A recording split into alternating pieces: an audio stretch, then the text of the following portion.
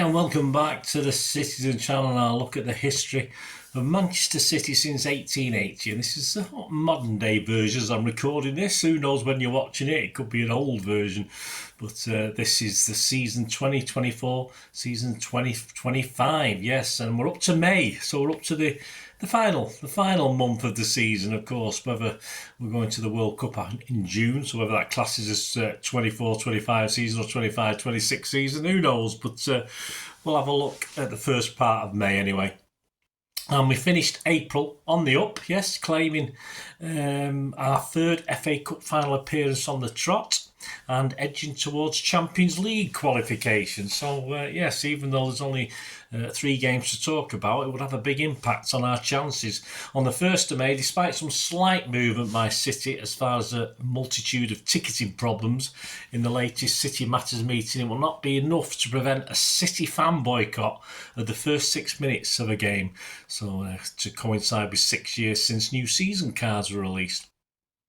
And that game took place on the 2nd of May. City won, Wolverhampton Wanderers nil it ended. Match day 35. The 6-minute boycott was observed pretty well, and it actually corresponded with one of the better atmospheres of the season at the Etihad. Yes, the place was, I won't say it was bouncing, but it was very lively.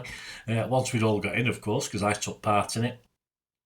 We had 4 changes to that semi-final against Forest. Ederson, Núñez, Diaz, Gvardiol, O'Reilly, Gundo, Kovacic, Bernardo with his 400th appearance for the Blues. De Bruyne, Doku and Marmoush on the bench. Ortega, Haaland, Grealish, Gonzalez, Akanji, Savi, Foden, Lewis and McAtee. Wolves was Sarr, Doherty, Agbadou, Totti, Gomez, Nelson Semedo, João Gomez, Andre, Ait-Nouri, Munetsi, Bellegarde and Matheus Cunha. I think another Núñez came on as well as a substitute. Yeah, story of the game. Despite Diaz and Marmoush going wide with efforts, it was Wolves who looked like taking the lead. Bellegarde and Munetsi should have combined really to score, but somehow failed. And then Ait-Nouri hit a post before Gvardiol blocked the rebound with Ederson well beaten. An O'Reilly effort's deflected for a corner, and shortly after, on 35 minutes though, it's City 1, Wolves 0. City win the ball through Bernardo in midfield, and the spaces open up. KDB short to Gundo, then on to Doku, who jinks forward and beats his man, and a couple of others inside the area. Slips slightly as he pulls it back for the advancing De Bruyne. But he manages to get it bobbling back, and the veteran connects well enough with the bobbling ball and his first time hit, giving us the lead 1-0, which would eventually be the winning goal, of course, because that's how it ended. So it's 1-0 at half time. Second 45 on 56 minutes. Another bit of luck for City as Cunha smacks the post with Ederson beat again. 59 minutes, O'Reilly makes way for after an iffy few minutes. Yes, he got sort of hooked with a Akanji on replacing him. A couple of half chances for City with Wolves offering little in response, and on 83 minutes City make 3 changes. Marmoush, De Bruyne and Gundo off, Lewis, Foden and McAtee on. We had 5 minutes injury time, which ended with the keeper coming up for a corner at one stage for Wolves, but nothing untoward, and we managed to survive a 1-0 victory. Yeah, we dominated the game, but woodwork and poor finishing came to our aid yet again. The table, we sat 3rd, we played 35 with 64 points. Newcastle were 4th, they'd on 62 points, the game less. Also with the game less on 60 points were both Chelsea in 5th and Forest in 6th. Stats for that game, not fantastic. City just 9 shots, 2 on target. Wolves 6-1 on target. We had 64% possession, 662 passes to their 369. Our pass accuracy was 90% to their 83. We made 7 fouls to their 11. We weren't caught offside, but they were caught offside once, and we had 4 corners to their 5. Some Saturday headlines after the game. The Mailback page, De Bruyne, yes, it was a Friday night game, yeah, Friday night under the lights. De Bruyne tightens City grip on place in top 5. The Mail inside Jack Gorn, City golden oldie De Bruyne steadies Pep's frayed nerves. The Mirrorback page, Andy Dunn departing gift. Party, see what it did there. Inside Andy Dunn, Pep's Euro stock soars. Guardian will unwin. De Bruyne playing all the hits on his farewell tour for City. The iPaper, Ian Whittle.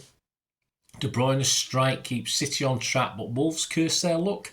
Our local paper, the Manchester Evening News, back page, simple de best. Yeah, inside Simon B. Bukowski. De Bruyne soaks up the applause as City take step towards Europe.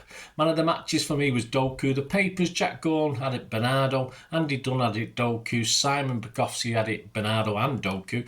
The website SofaScore had it Gvardiol. OneFootball.com had KDB as a man of the match. And Goal.com had Doku. On the 5th of May, the City youth team failed to win back-to-back youth cups, going 3-1 down to Aston Villa at Villa Park in front of over 25,000 fans. 6th of May, Nico O'Reilly was voted the Etihad Player of the Month for April. After a second successive nomination for O'Reilly, he claimed the prize for the first time. On the 10th of May 2025, it ended down on the south coast. Southampton 0, City 0. Match day 36. Southampton, of course, already relegated at this stage. My headline, Saints and Sinner. I'll let you decide who the sinner was.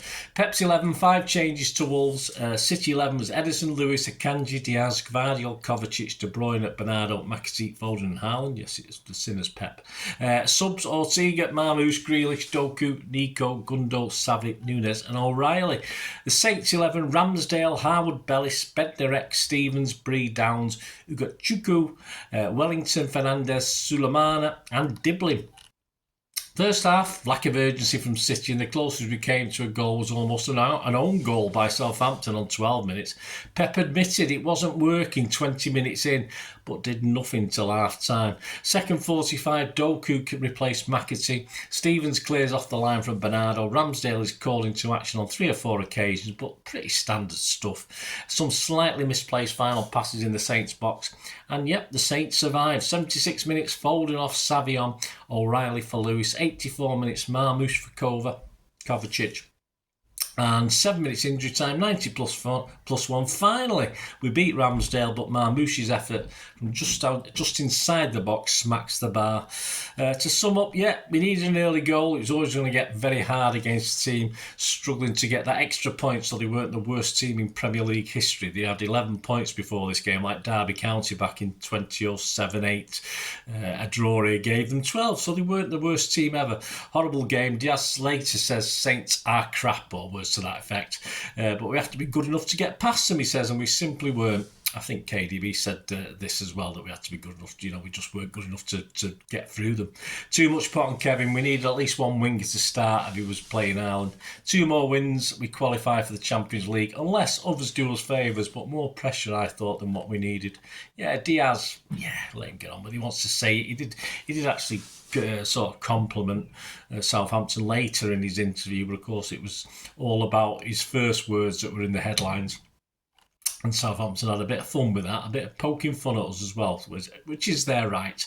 The table on the Saturday night, we were still in third, 65 points after 36 games.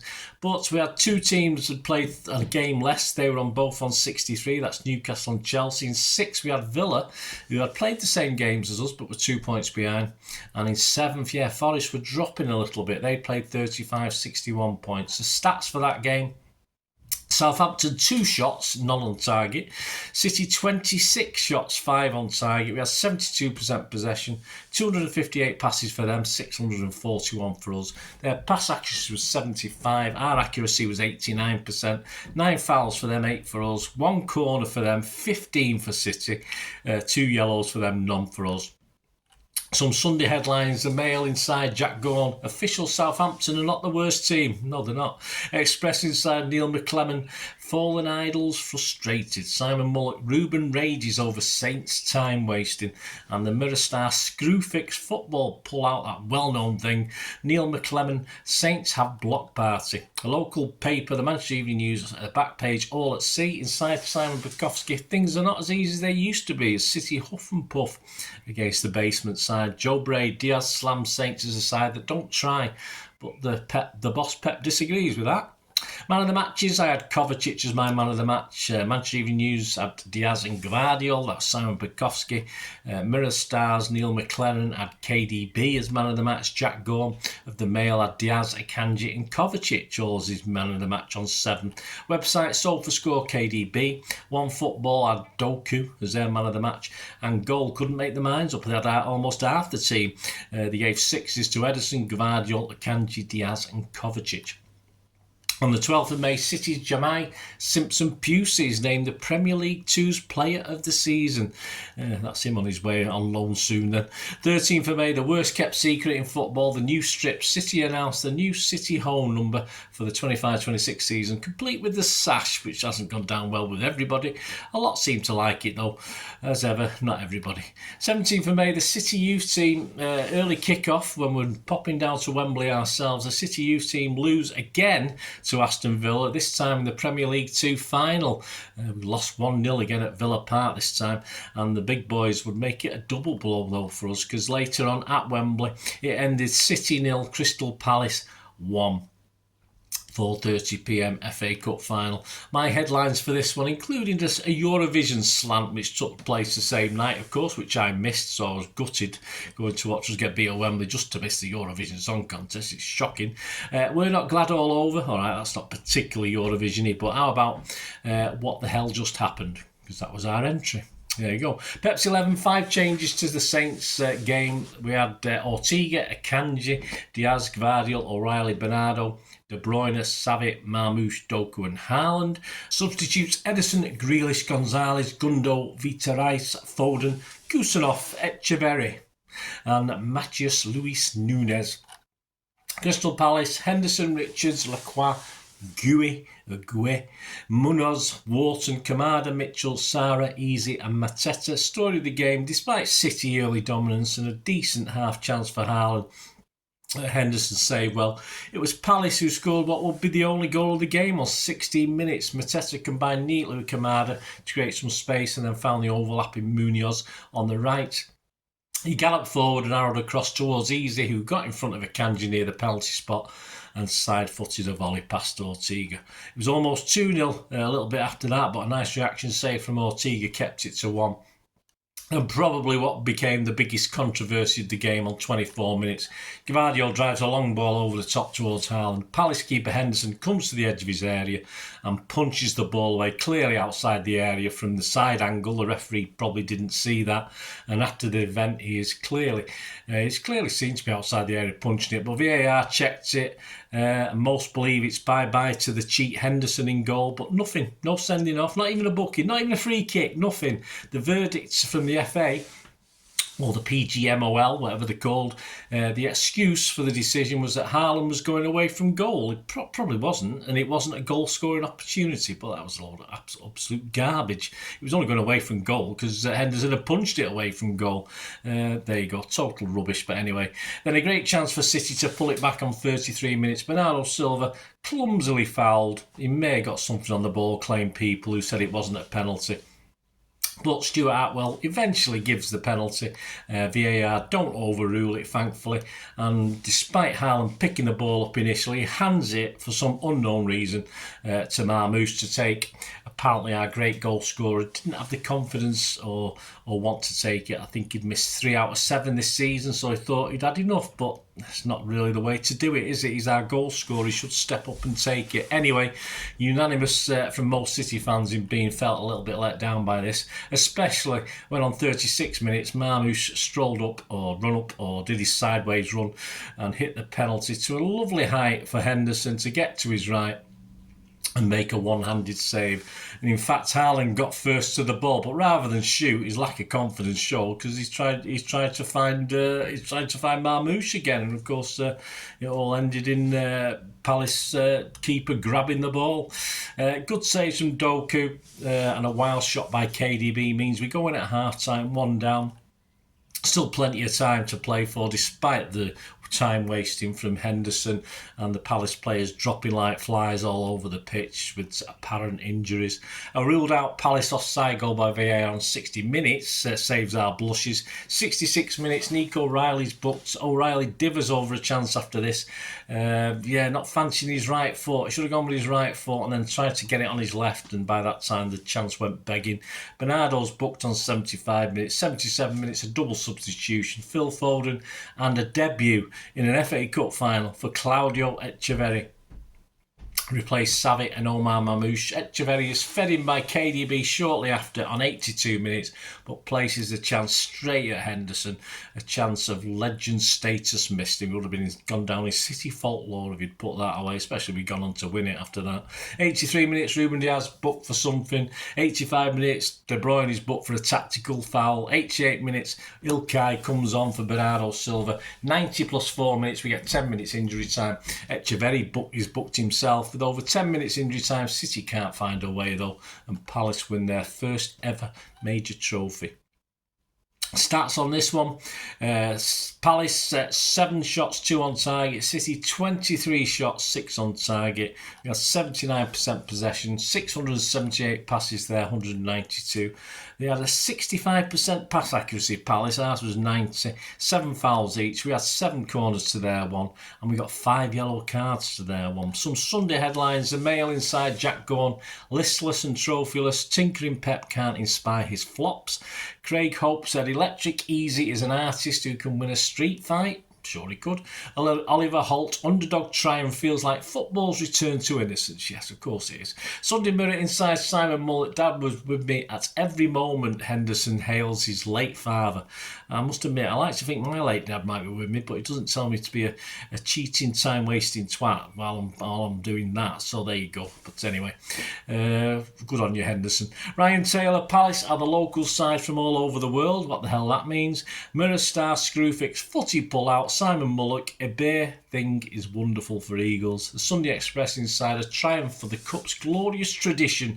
Golden Eagles recall the final's finest days. Yeah, well, that used to be Saturday, end of the season, 3 o'clock kickoff. Well, we don't have that anymore, do we? Simon Mullock, Henderson should have seen red. Definitely. It's so easy, as Super Palace claim, Cup to make history. Our local paper, the Manchester Evening News, back page, Wembley, woe. Simon Pekowski inside, final loss, a familiar tale of City struggling in both boxes. Man of the matches, I gave it Doku just. I was hard pressed to give it anyone. Asad and Patel for the Mail, give it Doku. Mullock for the Mirror gave both Gvardiol and Diaz 7s. Simon Pekowski in the Manchester Evening News, 5 6s from Simon, so half the team near enough. Ortega, Diaz, Gvardiol, Bernardo and KDB. The website SofaScore gave it Gvardiol, OneFootball.com gave it Gvardiol, and Goal.com gave it Doku. There you go, guys. It's a bit of a sad ending. Sorry I couldn't come up with anything a bit happier. Join me in part 2 of this look at season 2024-25 in the history of Manchester City since 1880, as the season ends with literally 2 must-win games to get us into the Champions League, a top 5 spot, and we're at home to Bournemouth and away to Fulham. I'm sure other things will be happening in the meantime as well, so join me for part 2, guys. Hope you enjoyed that. Let us know your thoughts, your memories, that final, for instance, that game. Did you go down like me to Southampton and suffer that dire performance? Let me know, guys. Anyway, great to have your input, and as ever, if you like what I try and do, guys, of course, if you subscribe, that's wonderful. You can help support the channel in other ways as well. There's ways of doing that. All I ever ask is if you do want to support me, keep watching and listening. Well, I hope you enjoyed the feature, and if you can support me through the subscription, if you can subscribe, guys, that'd be wonderful if you've not already done so. We do actually have memberships at the moment, just 99p a month, so you get access to all my City stuff, including all the history vlogs, dozens and dozens not been published yet that you get immediate access to, and every time I do a edit and do a vlog, you get immediate access to it as well. So you can have a copy of scripts as well if you want any hard copy of the sort of things I do on matches and teams and managers and players, etc. So if you can join the membership, that'd be wonderful. We'd fine. And if you want to support the channel just by watching the ads, that helps. Watch the ads, let them play through while you just have to check your phone or something, let it play out. And of course, if you follow any of the links, that always works as well. You follow a link to one of the ads and you fancy something. I've done it myself. I've followed a link and actually purchased something from another organisation. But it can happen. It can happen. Not all ads are stuff you're not interested in. And of course, if you can give us a like, guys, that'd be absolutely fantastic. All likes are much appreciated. Anyway, thanks for watching. Until the next time, of course, I only ever ask one thing, don't I? Please, I ask you all to stay safe, especially you Blues. Until the next time, come on, City. Bye for now.